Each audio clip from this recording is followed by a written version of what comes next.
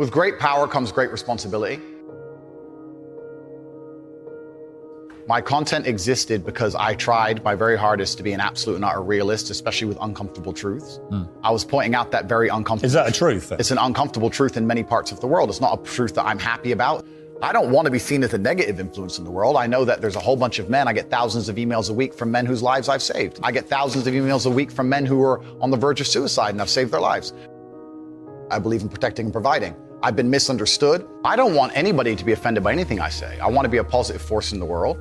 I don't want anybody to hear what I say and make them feel bad about themselves.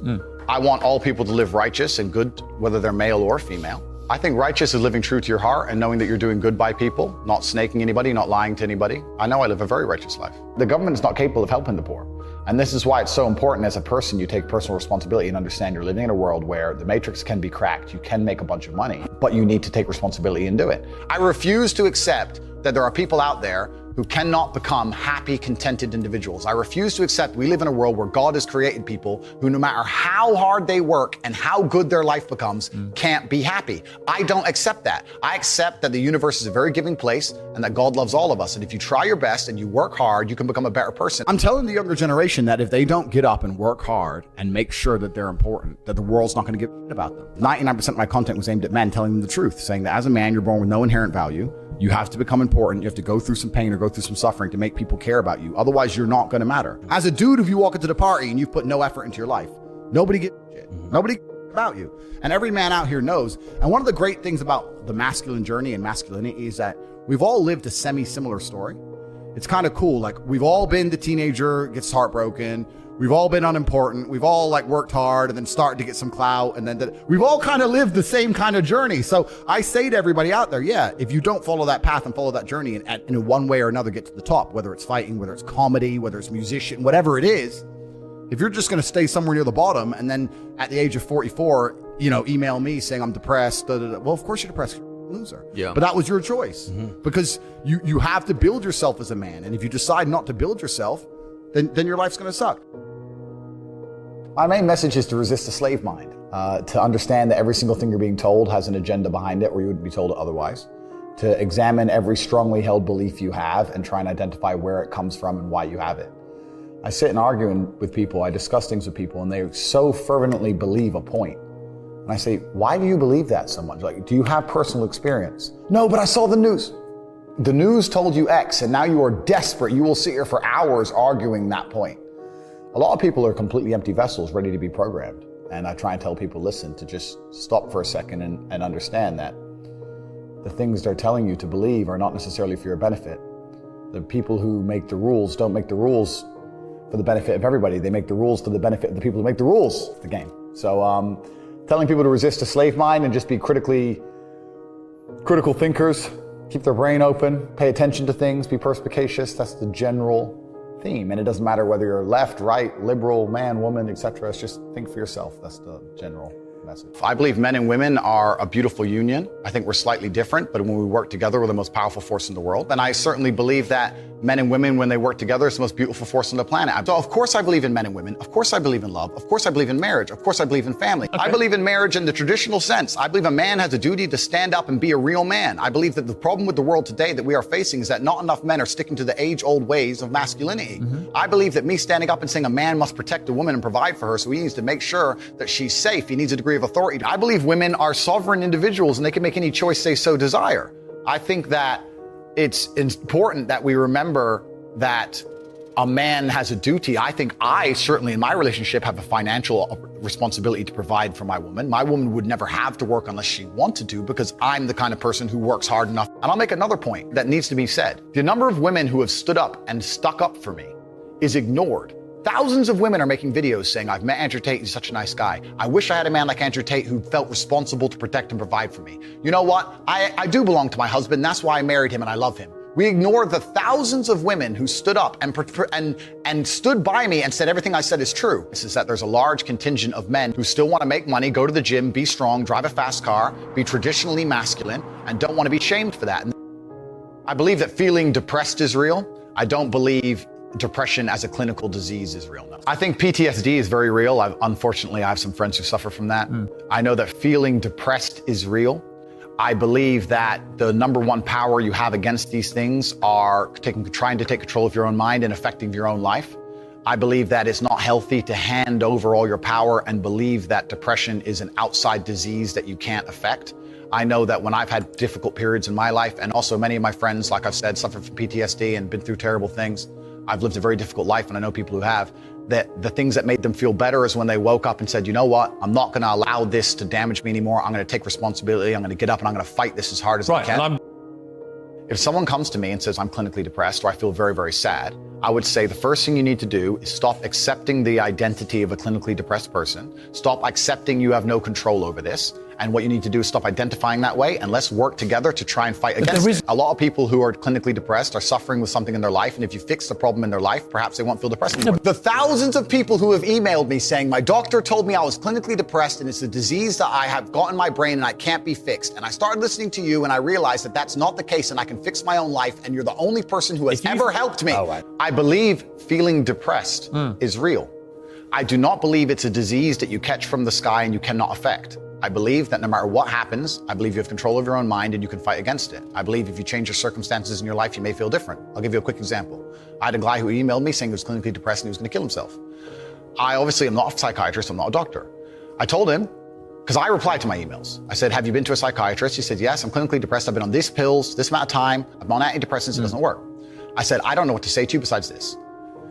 And he said he lost his girlfriend, that's why I became clinically depressed. I said, listen, go to the gym, get a six-pack first. Once you've got a six-pack, email me again. If you still feel like killing yourself, I don't know what else to say to you. I'd say, strong body is a strong mind, go train. He went, he started sending me progress pictures, emailing me him getting in better shape, and eventually got a six-pack. He's now a professional bodybuilder. And he said, I can't believe I was considering that. I feel so much better, etc. The doctor who was telling him he was clinically depressed and couldn't cure it, he started taking control of his own life, and now he felt better. That if somebody has depression of any kind, whether it's clinical, whether it exists or not, whether they feel depressed or not, whatever, that taking control of their life, taking personal responsibility and working hard is always going to be the positive, best thing they can possibly do for their life going forward. How positive is it? Them. Of course, money can't buy happiness. I agree. But money is the third most important thing in the world. First is your health, because you have nothing if you're going to die. Second is your relationships, because you need love and family. That matters the most. But money can buy everything else. So money's the third most important thing. The average people come to me and say, what do I do? I'm just the average guy. And my only answer is stop being the average guy. It's my only answer. You can't just be the average guy anymore. The idea from the 1950s that you can just be the normal, average, law-abiding, hard-working citizen and you'll have a good life is gone. Any man out here who goes, I'm just going to work hard, do my bit, and obey the laws, and I'll have a good life. No, you won't. No, you will not. Just doing your job is never going to make you rich, because you're just going to be taxed into infinity and you're going to stay broke. So just obeying laws and doing your job now has set you up to be a peon and a slave for eternity. You have to get yourself in a position where you're making enough money. You don't know what to talk about, then you don't understand money. So go learn how money works. Go learn how a bank works. Go sit on YouTube for free. You don't just pay 50 grand in 4 years like a university. Go sit on YouTube and understand money, banking, or the real estate market, any of it. Understand the last housing price crash, why it happened, understand mortgage rates and how that's affected by interest rates.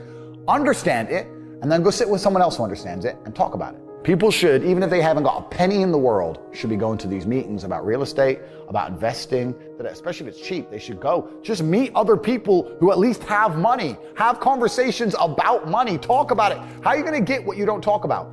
And yes, the cycle of precipitation, right? So a cloud comes, it rains, it falls down to the ground, it goes under the ground, whatever, goes into a stream, it moves into the stream, goes to the ocean, evaporates again, up into a cloud, floats somewhere else, falls down again. It's always moving. That's how money is. People think that money is in these large, stagnant pools hidden in people's bank accounts. That's not really true. Money is constantly moving all the time. And if you can find a way to get in between it and stand in the right place at the right time, you're going to get wet. I think that's the new modern way to view the world. It's an attention economy. It doesn't matter what you do. If you're getting attention, you'll make money from it. One habit that people need to adopt, and this is a habit I had for a very long time, and I've actually recently cleared it from my brain because I've reached a point where peace of mind is worth more than money.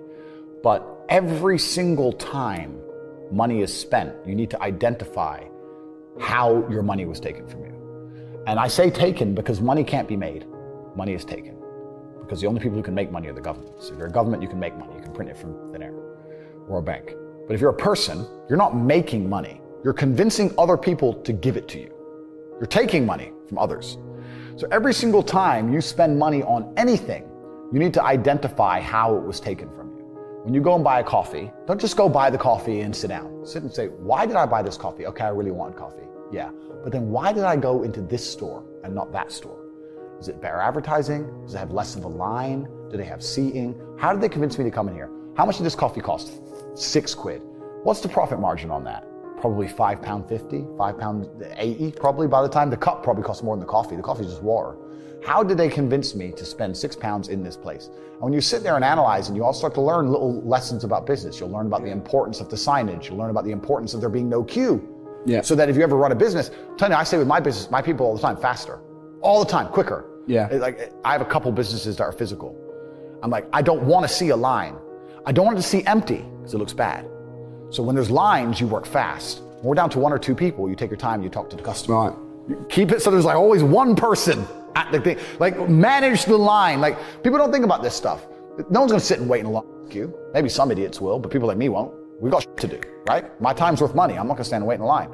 So you have to identify how your money is taken from you. If you start doing that with every single time you spend anything ever, you're going to start to identify business opportunities, and you're going to sit there and you're going to have coffee and you're going to go, you know what? They could have sold cake and they didn't. Could I outcompete this place? Let's imagine I had the money to start a coffee shop right next door. How would I outcompete them? Well, I'd have cake because they don't have cake. Also, most people in here are businessmen. And the guy serving some dude. No, we need a cute waitress. His ass is fired. We need a chick. Put a chick here, put some cake in. Financial Times, business people in. People don't even think about this stuff. They don't use their brain ever. They don't ever look around and realize how they're spending their money. They don't look around and look at which businesses are successful. They don't look around and pay attention to anything. They don't look at the world and all the things that are happening and how it can benefit them. None of it. They don't look at any of it.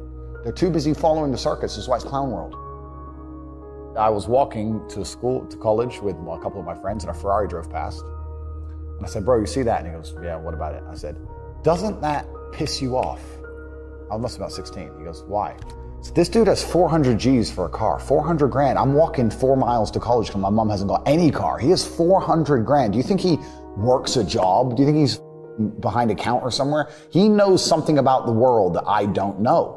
And they were like, well, he's rich. I'm like, yeah, I know. I didn't say he wasn't rich, dummy. I'm saying he knows something about the world I don't know. And I was intrigued and it angered me. I couldn't sleep for weeks. I was pissed off. Every time I saw somebody with genuine money, I understood that everything I was being told and taught and they were trying to make me believe just simply wasn't true. I was like, none of these people are getting these things by following the path that the system is trying to make me follow. And everybody intrinsically knows this. If you go to if you're at a BP, you're at a petrol station, and I pull up in my Lamborghini, nobody goes, wow, he went to school. Yeah. He studied hard. And they do that because they know that the easiest way to amass wealth is to break the rules, because the rules are not designed to allow most people to make money. You can make money within the rules, of course you can, but most people don't.